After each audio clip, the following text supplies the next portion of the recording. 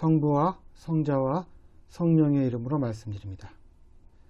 한 주간 동안 안녕하셨는지요? 오늘은 주님께서 부활하신 지 50일째 되는 오순절로 이날 성령이 사람들에게 강림했다고 하여 성령 강림 대축일이라고 불립니다. 일독서인 사도행전 2장에서는 성령이 각 사람에게 어떻게 내리는지를 잘 묘사하고 있습니다. 오순절이 되자 신도들이 모두 한 곳에 모여 있었는데 갑자기 하늘에서 세찬 바람이 부는 듯한 소리가 들려오더니 집안을 가득 채웠으며 혀 같은 것이 나타나 불길처럼 갈라지며 각 사람 위에 내렸는데 그때 사람들의 마음이 성령으로 가득 차서 시키는 대로 외국어로 말하기 시작하였다. 우리는 신앙생활을 하면서 성령에 관해 많이 이야기하고 또 듣기도 합니다. 이처럼 성령에 관한 많은 이야기가 오고 감에도 불구하고 한편으로는 그 개념을 명확히 잡는 것에 어려움을 느끼기도 합니다. 과연 성령은 어떤 존재일까요? 우리가 사물을 효과적으로 이해하는 방법 중에 하나가 바로 대비를 통한 것입니다. 밝음과 어둠, 선과 악, 여름과 겨울, 남자와 여자, 성령과 악령 등 명확한 대비는 우리에게 사물에 대한 입체적인 이해를 가져다 줍니다. 저는 성령을 이해하는 데 있어서 이러한 대비의 방법을 사용해 보고자 합니다. 성령과 대비되는 개념은 무엇일까요? 아마도 악령이 그 대척점에 놓여 있으리라 봅니다. 그런데 악령은 사악하고 영적인 존재라는 뜻입니다. 그렇다면 먼저 기독교에서 말하는 악은 무엇일까요? 기독교에서는 선과 악을 행하는 주체와 따로 구별되는 선과 악만의 실체는 존재하지 않는다고 봅니다. 다만 선한 것과 악한 것이 존재할 뿐입니다. 이것은 마치 죄가 죄를 지은 사람과 분리되어 생각할 수 없는 것과 마찬가지인 것입니다. 따라서 절대적 선, 절대적 악이라 놓고 서로에게 상대적인 개념이 될 확률이 높습니다. 즉 누구에게는 선인데 누구에게는 악이 되는 상대적이고 관계적인 것이 바로 선악입니다. 우리는 이런 경우를 실제 삶에서 자주 접하게 됩니다. 나에게는 선한 사람인데 다른 이에게는 악인이고 반대로 나에게는 둘도 없는 악인인데 타인에게는 그지없이 선량한 사람인 경우를 종종 마주하게 됩니다. 따라서 기독교에서는 악을 선과 관련지어 정의 내립니다. 즉 악은 선의 결핍이라는 입장입니다. 이러한 입장은 우리의 경험을 통해서도 확인할 수 있습니다. 어둠이라는 것이 무엇입니까? 어둠이 실체가 있는 것일까요? 어둠은 빛이 없는 상태이고 스스로 존재할 수 없습니다. 왜냐하면 빛이 닥치면 어둠은 사라지기 때문입니다. 물론 이 논리대로라면 선이 가득 차면 악이 사라져야 하는데 악이 세상에서 사라지지 않는 것을 보니 아직 우리의 선의 실현이 부족하다는 말이 될 수도 있습니다. 그래서 우리에게 기대되는 신앙은 종국에는 완벽한 선이 실현되고야 말 것이라는 종말론적인 믿음이 아닐까요? 러시아의 대문호 도스토옙스키가 쓴 악령이라는 소설이 있습니다. 제가 지금 기억하기로는 이 소설은 무척이나 복잡했으며 시종일관 어두운 기운을 내뿜고 있었다는 것입니다.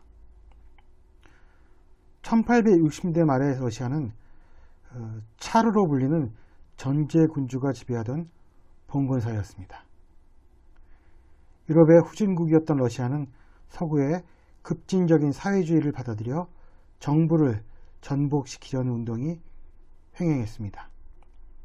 그러던 중 어느 도시에서 5명의 비밀 결사가 암약하고 있었는데 한 사람이 배반을 했다고 하여 얼음을 깨고 그 밑으로 집어넣어 잔혹하게 죽여버린 사건이 있었습니다. 도스토옙스키는 여기서 힌트를 얻어 소설을 창작합니다. 이 소설은 누가복음 8장에 예수님의 악령 퇴치에 관한 복음을 소개로 시작됩니다. 예수님 일행이 이방 지역인 게르게사에 도착하자 마귀 들린 사람 하나와 마주치게 됩니다. 이 사람은 예수께 자신을 더 이상 괴롭히지 말아달라고 부탁합니다. 마귀 들린 사람이 이렇게 말하는 이유는 예수께서 그 사람 안에 있는 악령에게 나가라고 명령하셨기 때문입니다.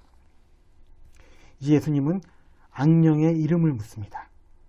그러자 악령은 자신의 이름은 군대라고 대답합니다. 그것은 그 숫자가 많았기 때문입니다.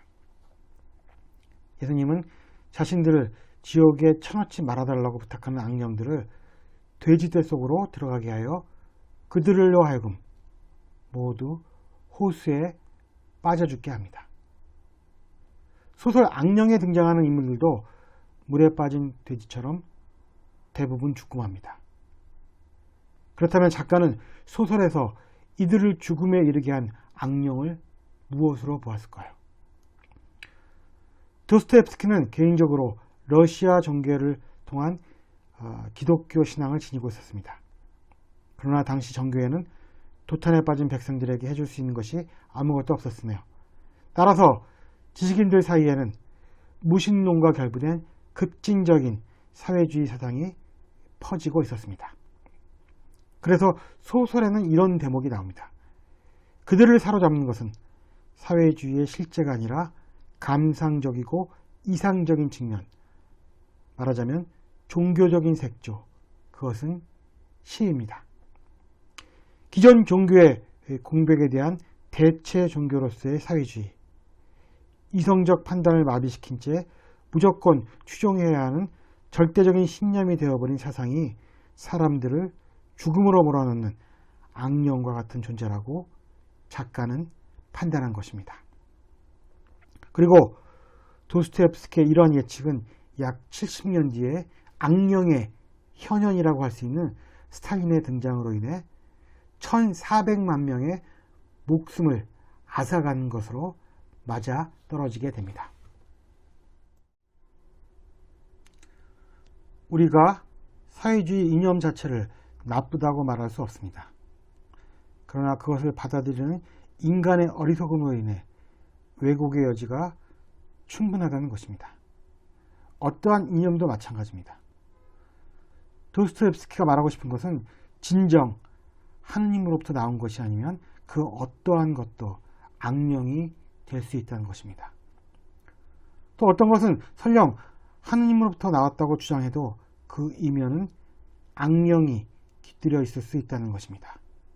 결국 결과가 사람을 죽이고 다치게 하는 것이라면 그것은 악령으로부터 나온 것입니다. 그래서 성령이 하는 일은 사람을 살리는 일입니다. 어떤 일이 성령으로 인해 이루어지고 있는가는 그 결과와 열매를 보면 알 수 있습니다. 요한복음 3장에는 성령을 바람과 같은 존재로 묘사하고 있습니다. 바람의 특징이 무엇입니까? 바람은 때로는 조용한 숨결로, 때로는 거센 폭풍으로 모든 것에 침투하여 지배합니다. 그리고 바람은 스스로 움직일 뿐 어디에도 얽매이지 않습니다. 그래서 바람은 자유입니다. 자유를 통한 생명과 생기의 부여, 이것이 바로 성령이 하는 일입니다. 우리가 미사 때마다 고백하는 사도신경을 살펴보면 과연 성령의 역할이 무엇인지를 잘 알 수 있습니다.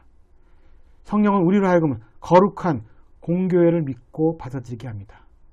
성령은 모든 성도의 상통을 믿게 합니다. 그리고 성령은 우리의 죄와 용서, 그리고 몸의 부활을 믿게 하며 마지막으로 우리의 영원한 생명을 믿게 합니다.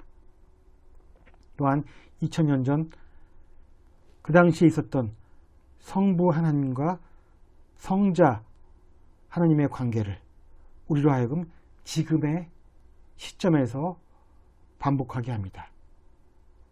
아들이신 예수님처럼 우리도 당신의 자녀가 되어 영원토록 아버지 하나님과 자녀와의 관계를 반복해야 하는 존재가 바로 성령인 것입니다.